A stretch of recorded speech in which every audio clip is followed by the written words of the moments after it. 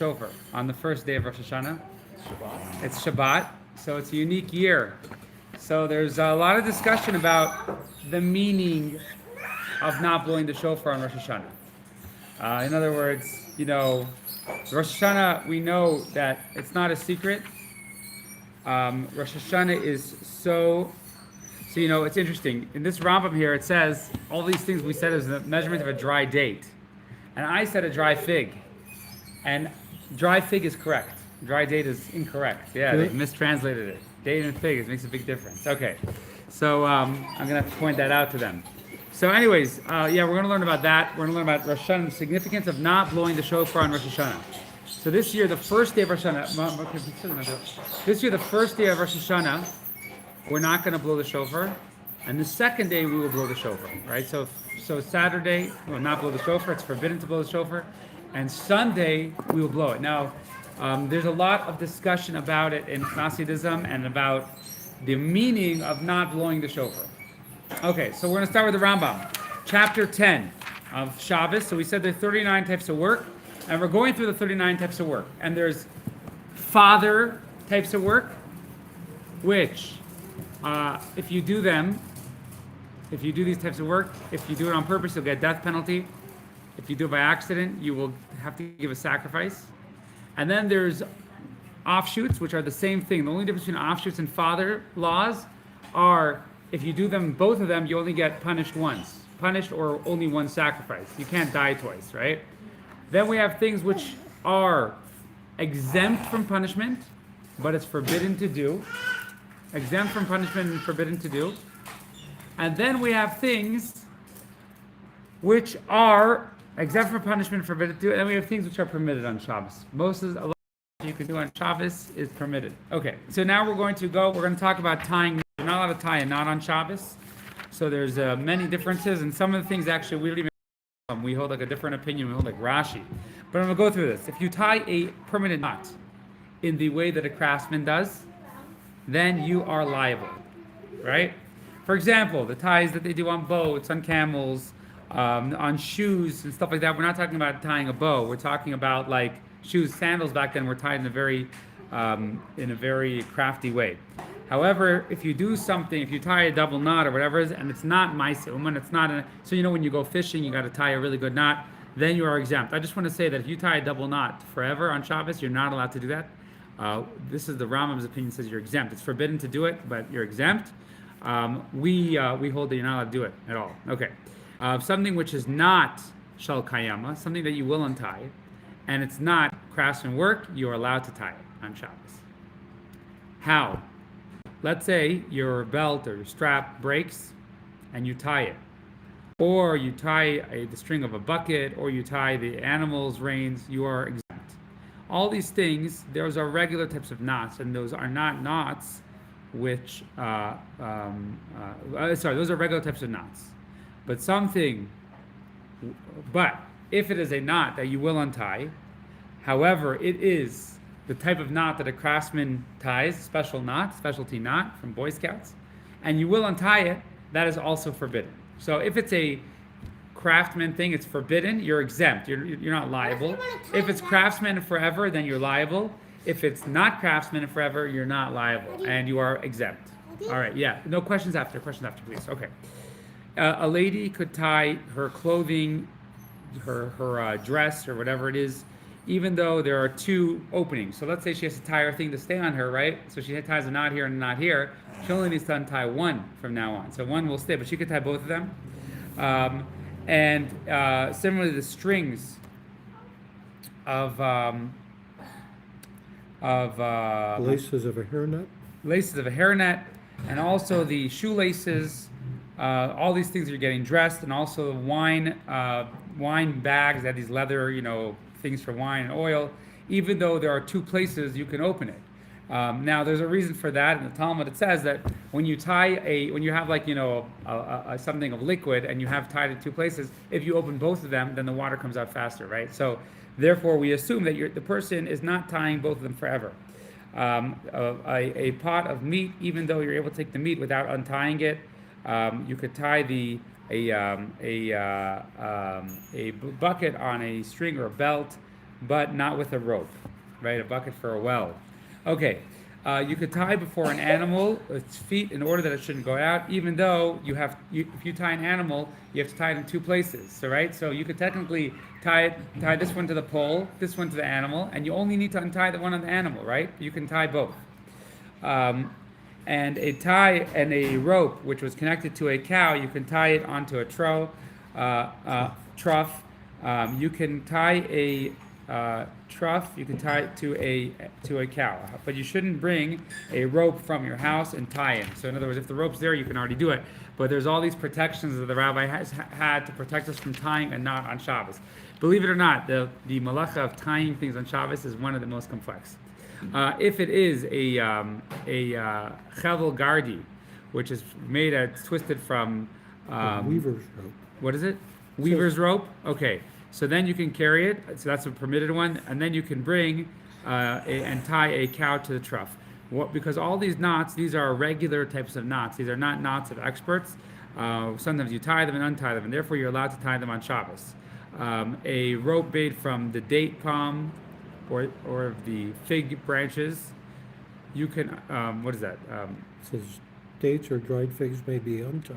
Okay, dates or dried figs may be untied, and you can take and cut them and eat from them. So that's talking about, if you have tied in like a basket or something like that. Anything that's fit for an animal, you can tie with it on Shabbos. And therefore, so again, we said like a major rope you can't tie with on Shabbos. Therefore, if something broke, then you can take, soft animal food things, grasses and whatever, and tie those. And now you obviously can't pick them, but you can tie them. If the strap on your sandal broke or on your shoe broke, or most of it, you can return it to its place as long as you don't tie it.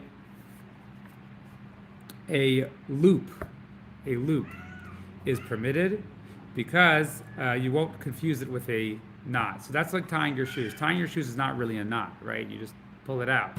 So if you tie, a loop is, I'll show you how to do it later. Therefore, something that breaks, you can tie it in that way and put this loop on it. You can tie something which is not going to last for a mitzvah. For example, so actually in the Gemara, there's this whole thing where a guy was measuring something for a mitzvah on Shabbos, and he did it by tying two things together. In the tabernacle, you can retie, in the temple, you can retie a harp string. Now, instruments are totally forbidden on Shabbos. You can't touch an instrument, but in the temple, it was different. In the temple, you could. So in the temple, you could do it, but not outside the temple. And you shouldn't do it in the first place in the temple. If you need to, and it already broke, then you could do it. Okay. Anything that you're liable on tying it, you're liable on untying it. Anything that you are you're exempt from punishment, but you are forbidden to do, untying it, you're exempt from it to do. And anything that you're allowed to tie, you're allowed to untie. Twisting a rope. Okay, twisting a rope from these different materials, or from taking a fabric or plant and twisting into rope, is considered not allowed.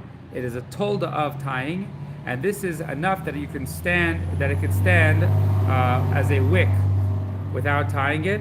That comes out, you did a job. So similarly, if you separate something, so like for example, you take cotton, you need to go into a wick, that's not allowed. You're technically kind of tying it, preparing a rope, and if you untie it, you're liable. And this is so as long as you're not planning. We set a rule that if you're doing destruction for no reason, then that's okay on Shabbos. In other words, you're exempt from, you're not allowed to do destruction on Shabbos. But if you do destruction, that's not considered, you're not liable. What's destruction? Destruction. So let's say you take a cotton ball and you make it into a wick, right? So that's not allowed. Let's say you make it back into a cotton ball because you want to dab something on yourself. That's not allowed. But let's say you're just fiddling around, spacing out. You're not allowed to do that in the first place, but you're not liable. If you stitch 2 stitches, so one of the malachas is sewing. Sewing is 2 stitches, and that is you're starting from the beginning. 2 stitches is enough for the beginning, and it won't go out if you do 2 stitches. You only do 1 stitch, it can easily come out.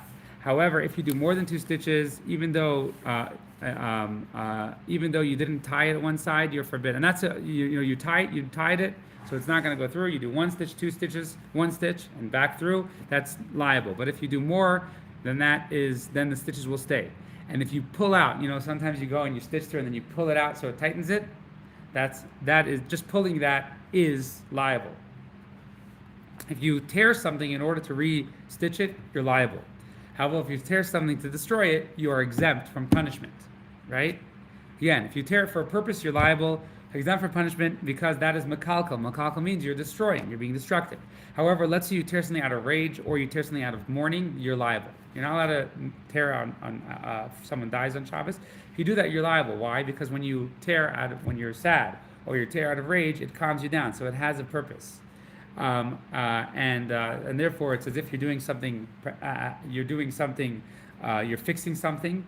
Okay. Now, if you have, let's say they used to have their clothing stitched and you had to open it. So let's say you have, we have pins in our shirts. So if you tear that open on Shabbos, you're liable.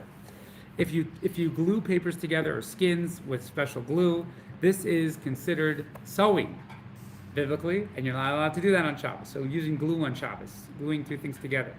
Similarly, if you have two glued things and you separate them, or skins, and you're not trying to destroy them, that is considered tearing on Shabbos, which is a tolda of stitching.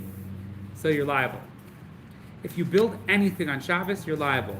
If you make let's say in front of your house, and actually we spoke about this a little bit earlier, but let's say in the olden days in houses with dirt floors, so you make the dirt floor flat, or in front of your house you sweep to make it flat, you're liable for building. If you put a stone or you put the cement, let's say you put a stone down and someone puts a brick down and someone puts the cement, the person who cement is liable.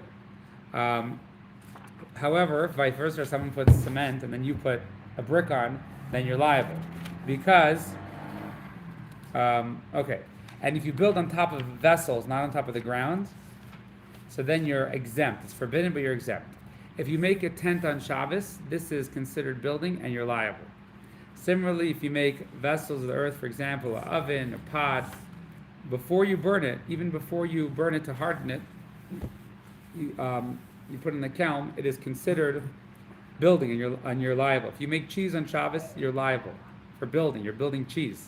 And you're not liable until you build the amount of a dried fig. If you put your hand, if you put you have an axe, right? So axe has two parts. You put the handle into the other part. This is building. All these things. And similarly, if you stick wood into wood, whether you did it with a hammer, whether you did it, in order that it should become one. Ed, we know about those videos where they have like amazing jobs with wood. You mentioned to me once, and I'm talking about woodwork where it fits in perfectly. So that, if you stick that in, that is also considered building. If you make a hole in the chicken coop, in order that it should have light, you have built on Shabbos. If you put a door back on top of something, back on top of a pit or whatever it is, you've built on Shabbos. If you destroy anything on Shabbos, you're also liable. And that's if you destroy it for a constructive purpose in order to rebuild it. But if you did it to destroy, you are exempt from punishment, but it's forbidden to do. If you destroy a tent or you remove a piece of wood which is stuck into something else, this is considered destroying and you are liable. And that's as if you have intention to fix something, right? Okay. If you now the next malacha is called makeh b'patish. Makeh b'patish means to hit with a hammer, but what it means is to finish off a job. So finishing off a job has extreme severities. We'll talk about it. Anyone who does anything which finishes off a job, this is makeh b'patish, hitting the final blow with the hammer. For example, if you blow into glass blowing or forming a vessel. Glass blowing, forming a vessel, or you're finishing off the vessel. Finishing off with either an image, or you're scraping something, or you're making a hole in something. This is makeh b'patish, even though you're doing something very small, which if you would do in the first place wouldn't necessarily be liable for building because it's something very small. But since you're finishing off a job, you're considered liable. And anything which is any doorway, any opening which is not made to enter and to leave is not considered finishing the job. If you, so this is very interesting. Let's say you let out pus from like a blister or a boil, a zit, you know? So on Shabbos, if you're doing that in order to make it open and clear it out like the doctors do, this is not allowed. And you are finishing off a job because this is the way you heal certain types of blisters. However, if you're just removing the pus from it in order because it's very painful, then it's permitted. If you crack a stone in any way, you are liable because makav patish. If you take a stone from the foundation of a building and then you straighten it or fix it in some way, this is makav patish. Is that right? What I said? It says, one who sets a stone in its place, you don't tie your toe.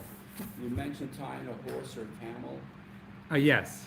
Are you able to ride a horse? No. I didn't think so. You're not allowed to. So we're talking about if you have a farm and you're responsible for your animals and you don't want them to go out, so you can tie them in your farm. And on the same token, Your animals can't work on Shabbos also. right, but let's say you have a field and an animal knocks over a post and a predator can get in. Can you repair the fence in order to protect your animals? That's a loaded question.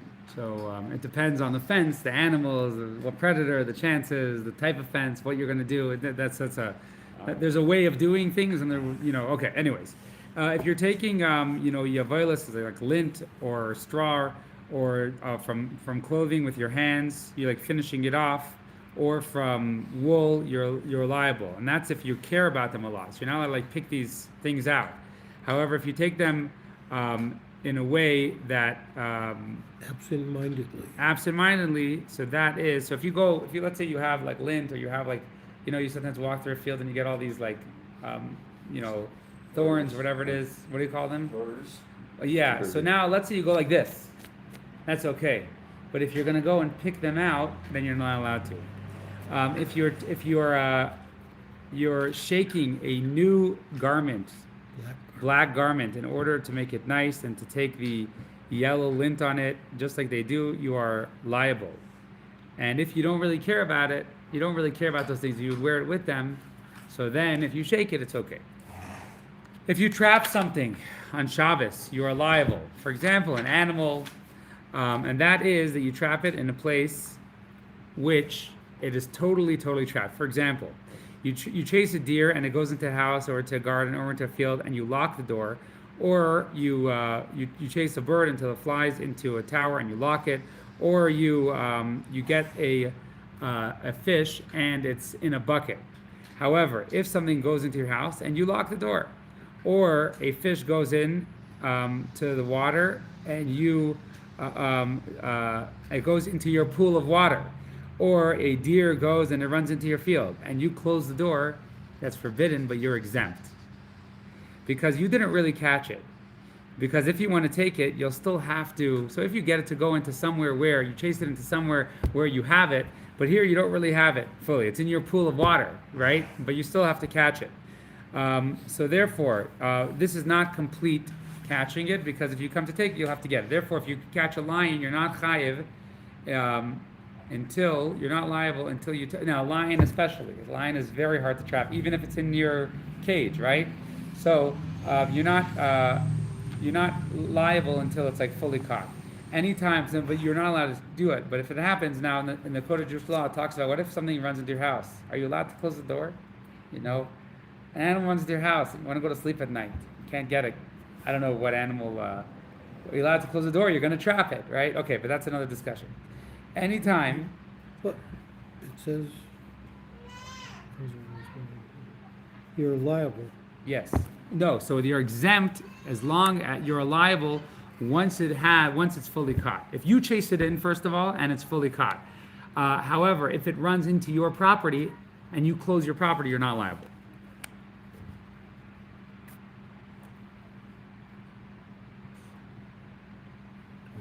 Okay. So now any place that if it runs, it's going to be stuck. It's really going to be stuck. Then you'll be liable. So if let's say a deer runs into Safeway and you close the door of Safeway, you'll be exempt. But let's say a deer runs into your car and you close the door of your car, you'll be liable because the deer is stuck. The deer is fully caught. Okay, there are 8 things that are mentioned in the Torah. We mentioned this before. There are 8 animals which, when they die, become impure. 8 types of rodents, and okay, those 8 ones, and also other rodents. If you catch them, whether you need them, whether you don't need them, and you're just playing with them, because you're trying to catch them, you are liable. Right? If you catch Sleeping or blind animals. sleeping or blind animals, you're also liable. If you send dogs in order to catch deer or rabbits, etc., and the deer runs from before the dog, and it catches it or it scares it um, uh, um, until the dog catches it, this is catching. So, and the same thing with birds. So, okay, a deer which goes into a house and you close the door and lock it on Shabbos, you are liable. If 2 people locked it together, they're both exempt. And if no one's able to lock it and you need 2 people to close both doors, they're both liable. If one is sitting on the doorway and he fills it up, and the second one sits there, they're both liable because they're sitting in the way. If the first one is sitting there and he fills it up, and the second one comes and sits next to him, even though he's standing, the first one is standing, even though the first one is liable and the second one didn't do anything, and he can sit in his place until night and take the deer. What is like? So these are cases. So one guy's sitting blocking the door, and another guy sits next to him, and then the other guy leaves. So the second guy is now blocking the door, right? But he's allowed to take the deer after Shabbos.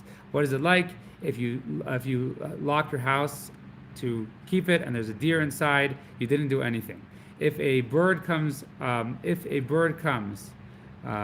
Under one's garment. under one's garment, you don't have to let it go. You don't have to let it go. Okay. If you catch a really old or lame or sick deer or small deer, you're exempt. If you let now, let's say you left a trap and a deer did get stuck in the trap, you're not allowed to let it go on Shabbos, but you're not liable. If you catch a wild animal or a bird in your property, for example, geese or roosters, or so these are things that belong to you, right? Then you are exempt. If you catch something which is not usually caught, for example, crickets or different types of bugs, mosquitoes, all these things, you are exempt. You are exempt. All right. Animals which damage, for example, snakes, scorpions, even though they don't die, since they bite, you're allowed to catch them on Shabbos. And that's so as long as you're looking to protect yourself from their bite. What should you do? You should put a vessel or surround them with something or tie them up in order that they shouldn't damage. That is the end of today's. Can you give me the stuff printed from the printer? Hey, There. that's snake. Okay, I'm gonna go get it. Snake. Like, I thought it was like a little gopher snake or something. Yes. Man, All right, any the advent questions? of windows and things really help. Yeah, mosquitoes are tough. So yeah, ultimately, if it's deadly, you're allowed to kill it, like a black widow, let's say. You're allowed to kill on Shabbos. When mosquitoes biting you, can you swat Mosquitoes is very difficult. Mosquitoes you cannot, because unless they're dangerous. Sometimes they're dangerous. There was a story that came out in the paper that they are releasing genetically modified mosquitoes, and there's some implication that they can cause a tremendous amount of harm. There's two stories. Who's releasing them? Who's seen them? who's They've been releasing them? released in Florida. Oh, Already. well, so yeah, I And mean, other if they're parts of the dangerous, like Zika virus, then you're allowed to kill them. The mosquitoes this summer are kind of brutal, actually. Yeah. There's not a lot of them, but we'll probably get more. Okay. Yeah. Can't come up with the laws fast enough. Can't come up with the laws fast enough to take on the different situations that. All right. The rabbis be working 24 hours a day to figure it out. Well, that Oh, one that's what- mosquito I was talking about, they said they used that to kill Zika other mosquitoes, but it seemed to have unintended consequences that they're not talking about. That's the trick with unintended Here, I'm gonna pass consequences. that on. Yeah, well, anyways, also it depends. Sometimes it depends. I'll give you an example. So, like black widows, if you have a black widow in your house, it's not very dangerous because black widows are not nomadic predators; they're ambush predators. In other words, if you know your black widow's over there, it's not going to chase anybody. But if you have kids around, you typically kill them because kids might go to them. So, Investigate. but Blackwood is always brought. I have one. Okay, but we're good, I guess. Why? What's it? What? Why? I see what you say. Sean, I'm sorry, I'm gonna do better. I'm gonna be good. Okay. Okay, let's go. Go with that. Okay, let's go. Chapter 3. Okay, page 3. Okay, so this is a difficult sikha. It's somewhat difficult, but I thought it was very apropos to study something before Rosh Hashanah to get in the mood of Rosh Hashanah. Rosh Hashanah has extreme depth. Now, this is from a talk from the Rebbe from 1989, which that year was also like this year. It was a leap year. It was also this year, coming year is going to be a leap year, and also Rosh Hashanah was on Shabbos. Now, Rosh Hashanah on Shabbos is very unique because we don't blow the shofar. And we'll see the shofar is very central to Rosh Hashanah. So it's kind of a unique thing. We only are going to blow it on the second day of Rosh Hashanah. So the Rebbe is going to talk about this idea of not blowing the shofar on Rosh Hashanah and what it means and what's the difference. You have to go? We'll catch you, David. See you tomorrow. Okay. Sorry. Be what? You're gonna come tomorrow? Okay. So with regard to the holidays of Rosh Hashanah, which fall out on Shabbos, okay. B'nagei liyom Tish Rosh Hashanah shechalias b'Shabbos. This is a term in the Mishnah. The Mishnah says Yom Tov, the Rosh Hashanah that falls on Shabbos, k'hakfiyas Rosh Hashanah haba aleinu l'teva shemizbarach b'Shabbosu. Just like this year's Rosh Hashanah is going to fall out of Shabbos. But Mikdash hayutayken avalei b'Medina. In the temple, they blow shofar, but not outside the temple. So that's the law from the times of the Mishnah, from the times of the first, well, at least for the second temple. I think the first as well. They only blow shofar in the temple in Jerusalem. That's the only place you're allowed to blow shofar on Rosh Hashanah. The irony is, Chabad is very into making sure everyone hears the shofar, and the only shuls that will blow the shofar on Rosh Hashanah, the first day of Rosh Hashanah, are probably not very observant, because it's forbidden to touch a shofar on the first day of Rosh Hashanah this year. You're not allowed to touch it because you're not allowed to use it. So here we have basically only in the temple, and this is going back, this is not a new thing, this is going back to temple times. The shofar is only blown in the temple in Jerusalem and nowhere else. That's what the Mishnah says. So I'll just tell you, why do we not blow it? Does anyone know why we don't blow it on Rosh Hashanah? It's considered musical. worthless and tight. You can't use a musical instrument. Well, so the reason why we don't blow it is because the law is you're not allowed to carry in a public domain on Shabbos. And the rabbis were worried that if people needed to hear shofar, they might take the shofar to an expert to have them correct them, make sure, because the shofar has to be blown a very specific way. If you don't blow it that specific way, you haven't done the mitzvah. So if the person blowing is unaware of the laws of shofar, then they won't be able to blow it properly, right? Because they're unaware of the laws. If you don't do it a very specific way, you haven't completed the mitzvah. So it's a little bit complicated. Some people study it, but some people don't. Now comes the day of Rosh Hashanah, you have a shofar maybe, and you want to blow it for your family. You maybe didn't make it to synagogue. So you might take it to an expert and say, hey, how do I blow this? And because of that, the rabbi said, no blowing shofar except for in the temple of Jerusalem. That is so Gzera Shema Yitlenu V'Yaver Dalaramis. Maybe you will take it and walk more than 6 feet in a public domain. So that is the reason why we do not blow shofar, and that's all the way from the Mishnah, quoting what they did in the temple times. All right, got it? Just so you have to get the background. Okay. So you do akusha. Now what we're going to deal with today is this question. How is it possible that we have a biblical mitzvah from God to blow the shofar, and we're pushing it away? We're taking it away because maybe you'll walk in the public domain with it, which is forbidden on Shabbos. Right? How could the rabbis do that? Now the question is further. What is with the blowing of the shofar? If there's a mitzvah to blow the shofar, well, how are we going to, we're losing out on that mitzvah. So how could the rabbis do that we lose out on the mitzvah in order to protect ourselves to keep Shabbos? And that's what we're going to address. It's kind of an interesting question. But so in other words, the rabbis say you can't, and actually there's a whole discussion. We're also not going to shake lulav and esrog the first day of Sukkot this year for the same reason. The rabbis also discuss, the Seder is very complicated, Pesach Seder. How do we make sure someone's not going to come over to someone's house with a bottle of wine and say, wait, how do I drink this? What do I need to say over this cup of wine, right? So that the rabbis didn't make a decree. This year, Pesach is on Sunday night. But on a year that Pesach is on Shabbos, they didn't make a decree. But this year, Rosh Hashanah, they made a decree that you cannot blow shofar because maybe you'll carry the shofar in a public domain. Furthermore, it's a rabbinic decree overriding a biblical. So the rabbinic decree they're protecting. So that is, technically they can do that, but we're losing the mitzvah. We're losing the mitzvah. How can we lose the mitzvah? Okay, so let's go on. Tekiyas shofar, we're going to strengthen the question here. Tekiyas shofar, hu inyan ikri Rosh Hashanah. Tekiyas shofar, blowing the shofar, is the only biblical mitzvah of Rosh Hashanah. Well, biblical positive mitzvah. There's a mitzvah not to do work on Rosh Hashanah. Laisasa kol malacha. That's a biblical mitzvah.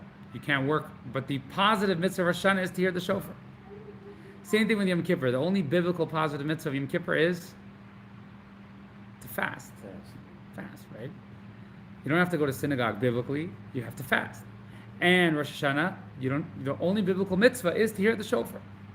Mitzvahs hayom b'shofar, as it says, actually, the mitzvah of the day, it says straight up in the Talmud, it says the mitzvah of the day is shofar. V'tamadavar, what is the reason why shofar is so central to Rosh Hashanah?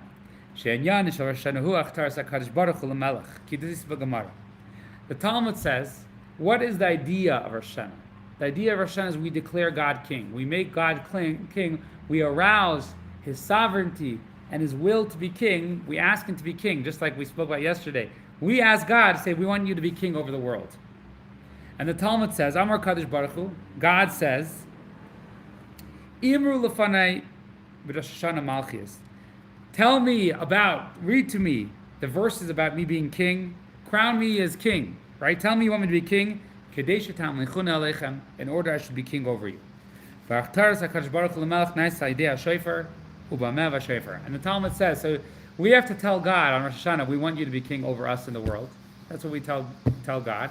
Because a king needs one thing to be king. Every king needs one thing. He needs a nation and people.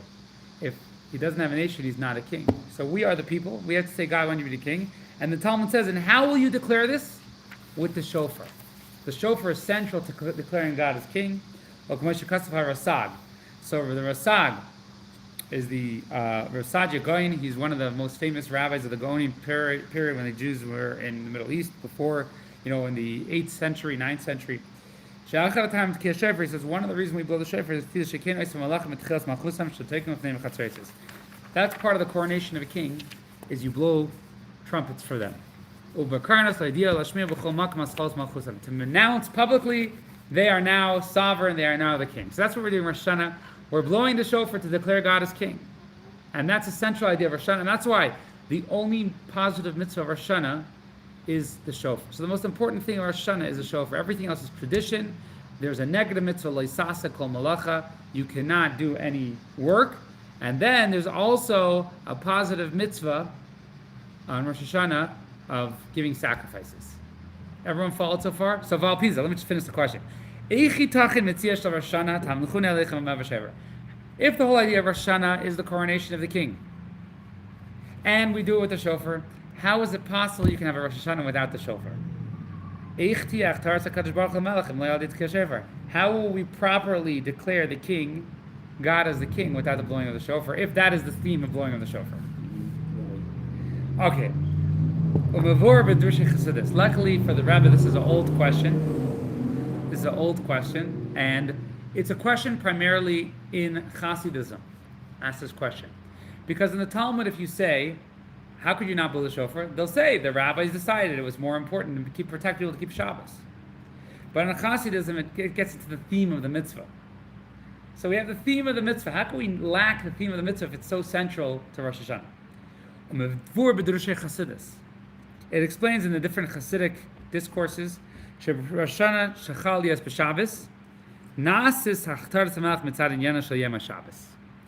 explains that by keeping Shabbos on Rosh Hashanah, that is how we declare God as king. So the idea of the shofar is accomplished by Rosh Hashanah, which falls on Shabbos. Don't worry, we're going to explain this more. When Rosh Hashanah falls on Shabbos and you're keeping Shabbos, you don't need a shofar to declare God as king. The keeping Shabbos on Rosh Hashanah declares God as king.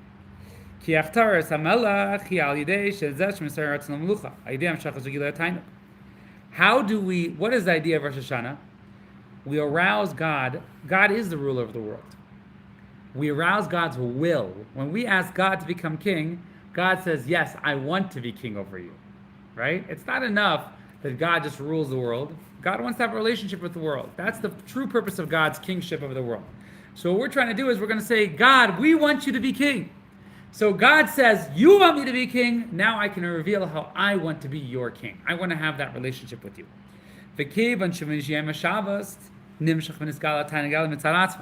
What is Shabbos? Shabbos is the day of pleasure. We have pleasure. We don't focus on work, we focus on our inner pleasure with God, and God has pleasure.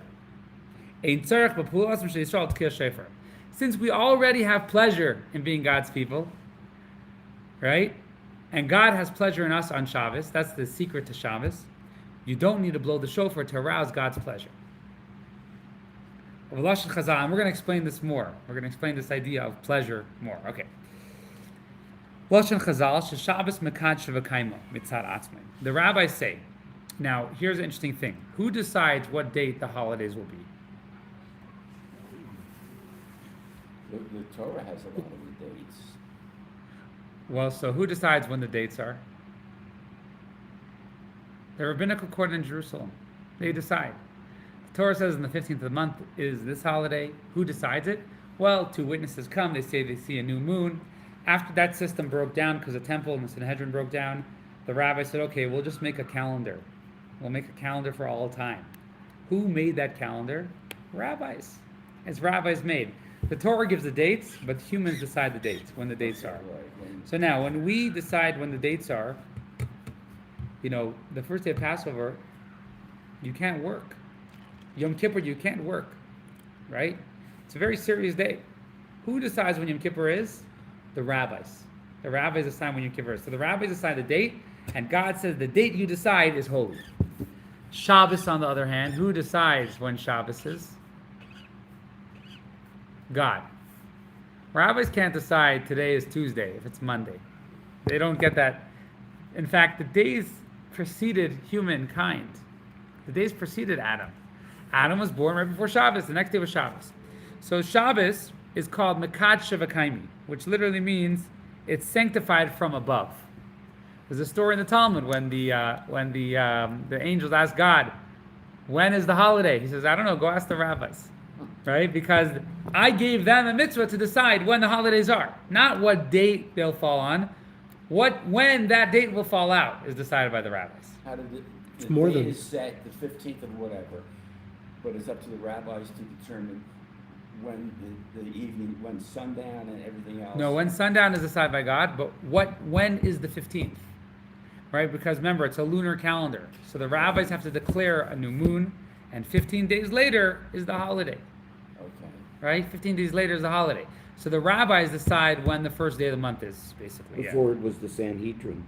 The Sanhedrin, that's the ideal way. That's the mitzvah in the Torah. That's the command. The commandment is that the rabbis decide, two witnesses have to come, and they have to tell us, and they go through this whole process, and they decide when the first of the month is. When the temple was destroyed and Sanhedrin was destroyed, Hillel and Rabbi Yochanan and Zakkai, they put together a calendar for all eternity until Mashiach comes. Will the Sanhedrin be reestablished? Yes. It's part of Yes. this. Yes.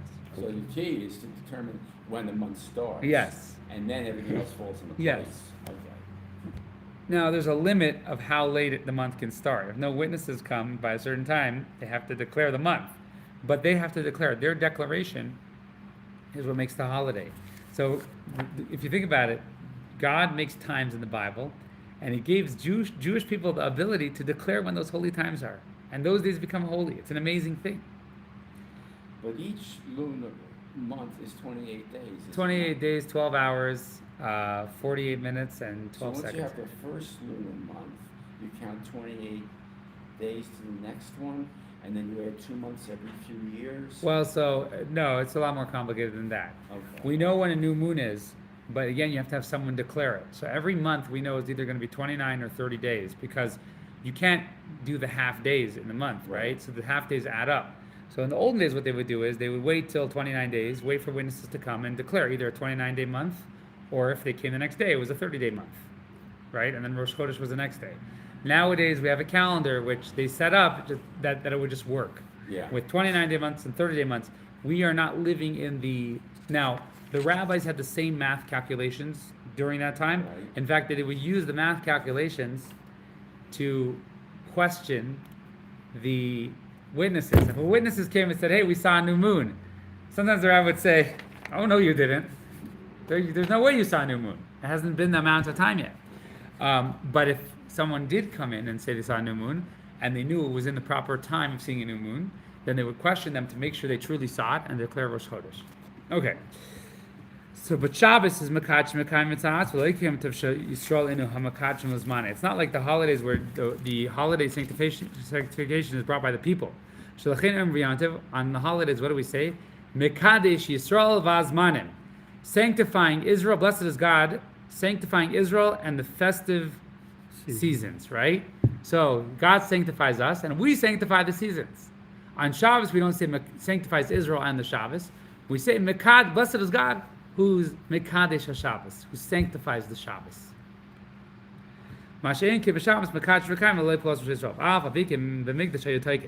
But nevertheless, even though we're saying that Shabbos, God already, so basically on Rosh Hashanah the system is it says Malchusay beratzon kiblu aleihem. God doesn't want us to feel forced by Him. He wants us to accept Him as King. He wants us to welcome Him as King because, as we said yesterday in the class, human relationship in Judaism is a very beautiful thing. It's how we connect to God. So God wants us to accept Him as King. So what we do is on Rosh Hashanah we pray to arouse God's will to show how much He likes being King over the Jewish people. And then we have a good year. On Shabbos, God already sanctifies the day. So now God, He already shows how much Shabbos is the day where God can relax and look at the world and the Jewish people and say, I love you guys so much. And Jewish people also, the way we're supposed to spend Shabbos is if we remove ourselves from all external distractions, we also say, wow, we love God so much. That's what we should be doing on Shabbos. So, comes the question, why do they blow the shofar in the temple on Shabbos? Right? Why do they blow the shofar in the temple on Shabbos? Because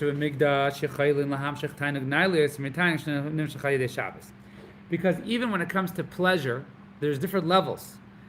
On weekdays, the rabbi said, hey, don't break Shabbos, because Shabbos outside of Israel, in regular place, outside of the temple, the rabbi said, don't break Shabbos, don't risk breaking Shabbos, because Shabbos accomplishes, to blow shofar, because Shabbos accomplishes what shofar could accomplish. But in the temple in Jerusalem, when they blow the shofar, it taps into a deeper level of God, a deeper revelation of God's pleasure. And that's why we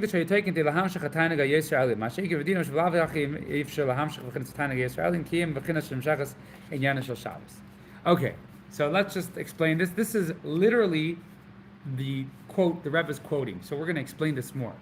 But what the Rebbe said is basically God's sovereignty, which we don't want to show God's in control of the world. Who else is in control of the world, right? We want to show God's not a Moshe. He's not a dictator. He has communication with us. He gives purpose to us, right? He wants us to be here. We want Him to be here. We want to have a relationship. So we blow the shofar to arouse God's will in being king over the world. We want to show that God's not just a dictator who's running the world. He wants something from us. Every moment He's looking at us and guiding us and being with us. So we blow the shofar to arouse that will. On Shabbos, God sanctifies the day for us. He shows us, I want you guys to keep Shabbos. I want you guys. I want the creation. And therefore, we don't blow the shofar on Shabbos. And the way the rabbis phrased it is they said, that's why we're worried maybe you'll break Shabbos with the shofar. Well, that would be really wrong. You carry the shofar outside, you break Shabbos with the shofar, that would be going against what the shofar is. Because what the shofar is bringing about what's on Shabbos, on Rosh Hashanah, what's out on Shabbos, but we're bringing that out on Rosh Hashanah, on the day of creation. But if you did that, then the blowing of the shofar would be pointless. Exactly. How could we allow the Jewish people to break Shabbos if the purpose of the shofar is to accomplish what Shabbos will accomplish when Shabbos falls out on Rosh Hashanah? So the rabbis say, but however, in the temple in Jerusalem, Temple of Jerusalem, we're not worried. Because the Temple of Jerusalem, indeed, when you blow shofar on Shabbos, you'll reach even deeper and higher with God. That's something special that we have only in the temple. We can't accomplish without the temple. And apparently there's no risk of this. Was the temple considered a domain? The temple was considered a domain, but the way the Hasidic rabbis are looking at it, simply you would say, well, in the temple, one guy's going to blow the shofar. Everyone's watching him. He's not going to make a mistake, right? There's going to be experts there. But the Hasidic rabbis are saying deeper. They're saying the reason why there's no risk in the temple internally is because the temple is a place where you can reach higher with the shofar on Shabbos. So there's kind of the internal story here and the external story. All right, you got that? So the Mishnah has like the simple halachic thing. The Hasidic rabbis are saying mitzvahs are not just about God said do this. Okay, now he said do that. We have to follow. Mitzvahs have each has a deep meaning. What about the meaning of the shofar? How can we accomplish that? So the rabbis said no. What they're really saying encrypted in their words is shofar is accomplished through Shabbos and Rosh Hashanah. Okay, so let's go number 2. Let's see what time is it. Okay, let's do a little bit more and then we'll stop. Avodayin Darish Bir. So the Rebbe asked, that is the Hasidic interpretation by the Rebbe Rashab and many of the Rebbes. And they all have long discourses called Yom Tov Shel Rosh Hashanah. They quote that Mishnah, Rosh Hashanah, which falls on Shabbos. And they get into extremely deep things with this idea. Avodayin Darish Bir v'Hesber. Minyan Mikra Rosh Hashanah Neisav Avtar Zakadosh Baruch Hu L'Melech Sha'atzma Hugam Avodah Shel Achtara Neisaidei Avodasam Shel Yisrael.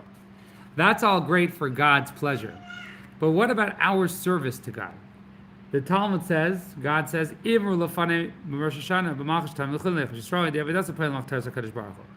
Talmud says one of the central ideas of Rosh Hashanah is not just God becoming king and showing his pleasure in the world, that God wants the world and the world has a purpose, but it's also that we should do it. As it's known, why is Rosh Hashanah on the first of Tishrei? Anyone know why? Why is it on the first day of Tishrei? Rosh Hashanah is the first day of Tishrei. Is that when the earth was created? The earth was created 5 days earlier. It was when the earth was created when Adam was created, right? So Yom Ber Adam Rishon is the day Adam was created. Shu Yom Shishi L'Mayis B'Reishis. The world wasn't created on Rosh Hashanah. Adam was created on Rosh Hashanah. The world was created 5 days earlier on the 25th of Elul. The reason is it says in the Midrash that, or it actually says in the prophets, that explained in the Midrash, that when the world was created, that anything in the world deserved to exist. It says no, it was totally out of God's kindness. He created the world. He's giving life to all the animals and creatures and life in the world from his own kindness. Adam was created. What did Adam do? He began to serve God. He was the first one to fulfill the purpose of the world, to serve God. All the other creatures weren't serving God. Actually, we find this amazing midrash. What did Adam do? He gathered all the creations and he said, oh, you guys are all here to serve God. You're all here to serve the Creator. He was the first one who realized there was a Creator. All other creatures, they're just looking for their survival and sustenance. He was the first one to realize, no, why am I here? Not, what am I doing here? Was his first act of service? The king needs a nation. Naming the end. I'm not sure if that was his first act of service, because the verse says, he said, he said, let's go bow down. Somewhere in that time frame, God told the angels said, what's so special about Adam? And God said he can name the animals. They said, we can do it also. He said, try. And the angels couldn't do it. And Adam was able to do it. He was able to name them. Now the rabbis explain, they say, what's the big deal naming animals? Make up words. So that's not what Adam did. Adam was put in the world to serve God. And therefore he could see God in the world. And he could see the words which created each animal. And therefore when he named them, he wasn't coming up with names. He was reading them. He was identifying God's language. Angels weren't able to do that. Wow. So Adam's idea is all about serving God. All other creatures in the world, I was actually going to say this joke I heard when I was a kid. I was fond of this parable. That there was once a goat that said to God, it's not fair humans can look up at the sky. I can't look up at the sky. It's so hard. If you would let me look at the sky, I'd be like a human. Anyways, the goat starts practicing and practicing. Finally, he hurts himself, stretching his muscle. So finally able to look up. He looks at the sky, he sees the moon, tries to take a bite out of it, can't reach it. And he says, who needs the sky? You can't eat it, right? So all other creatures were created in a way that they just serve their instinct. Adam was the first guy to say, hey, why am I here? Right? Why am I here? You know, interestingly enough, most of science never asks why are we here? Simply too dangerous of a question. Yeah. But that's what humans are here. Why am I here? What is my purpose? Sure. Other creatures don't say, what is my purpose? They just live life. Sometimes humans just live life. So Adam was created. Rosh Hashanah is on the first day because the first day represents the first day of service, the purpose of the world, right? Until then, there was a world. There was no purpose. Adam was the first guy who revealed that there's purpose in the world. Question: this the service to God and Adam's service to God wasn't part of his job to Adam? guard. Yeah, Adam guard the garden. So Adam. What does that mean? So Adam's looking and saying, "What am I doing here?" And God says, "You're here to serve me."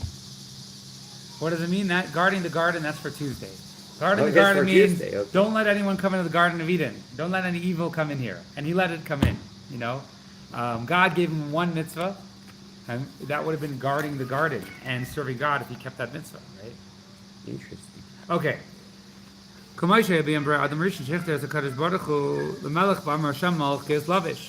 As we know that when Adam was created, King David says he said, the verse, God has reigned, he garbed himself in grandeur. And he revealed the kingdom of God in all of the creation. Ba'amrai. Ba'amrai. 7. I just mixed the pages for a second. Ba'amrai. 7. Okay, 7. Ba'amar l'cholim v'am shabaylam, as Adam said, Bayu v'nishtacha v'nichra nivcha l'fnei Hashem Eisenu. Let us bow down, prostrate ourselves, and kneel before our Maker. V'lechei nikvar shana l'Yisrael li'em braya adam kevin she'Yisrael ma'anta krei ma'ano Hashem adam rishon shaya kol neshama Yisrael kol neshama yesh chelik v'nishon adam rishon. Therefore, the day that God told Adam, and Adam told all the creations, let's serve God, the day of service, which is the day of fulfilling our purpose, became the day of Rosh Hashanah because we all have a piece of Adam. He's our ancestor. We all have a key piece of Adam in us. Machtirim HaKadosh Baruch Hu L'Melech, and that's the day we made God king. Al Atzmam, V'alidei Zeh Gam Kol Olam. We declare God king over ourselves on Rosh Hashanah and over the whole world. V'al Pi Zeh Tzarech L'Haven. According to this, we have to understand. This is a kind of a tricky question. Eichi Takin. How is it possible? Shabbos Hashanah Shechal B'Shabbos Shein Teik Moshe V'Kim Shenim Shechatani Ma'atz Mitzad Inyan Shli Yom Shabbos. How is it possible that Shabbos is the day we rest? And Shabbos is the day God declares the world at rest. And he's resting also. Meaning, Shabbos is the day where God shows his pleasure in the world. How is it possible on that day, we're missing, I understand, God, that you want to be king when Shabbos falls on Rosh Hashanah. But what about our part?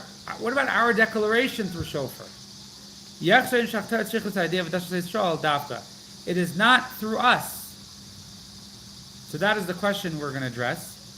And we're going to explain that indeed when we keep Shabbos and Rosh Hashanah, it is through us. And that's what we're going to talk about. Anyway, this is going to be a deep talk. We'll stop here. Let me just get this. Any questions? In some sense, the Shabbos is more important. The Rosh Hashanah, in the sense of the horn, blowing the horn, is repetitive. No, I wouldn't say repetitive, but the Shabbos is more important. What the rabbis are saying, same thing. whatever is accomplished on Shabbos, that falls on Rosh Hashanah, accomplishes what the shofar accomplishes. So you don't need the shofar, you already have it. What we're going to explain is the technicalities of that. Like, you know, so what we said today is there's two things. One is God is aroused on Rosh Hashanah. The shofar is a call out to God, have pleasure. Now, pleasure means you have a purpose. That's what the true pleasure is in the world. If you don't have a purpose in something, you can't really enjoy it. Right. So God is, what we're doing is we're saying, God, we know you're in charge of the world. We know the year is going to happen. But we want you to be revealed in it. We want you to be part of it. That's what the Jewish people are saying. We want to see your hand this year. So God, when Rosh Hashanah falls out on Shabbos, Shabbos is the day that God sanctifies. He changes this world. right? He sanctifies it. It reveals God's pleasure in the world. That's the day of God's pleasure in the world. That's why we have to not work on Shabbos to focus on God's pleasure in the world. So therefore, we don't need to blow shofar to arouse God's pleasure. The only thing we asked is we said, but what about our part?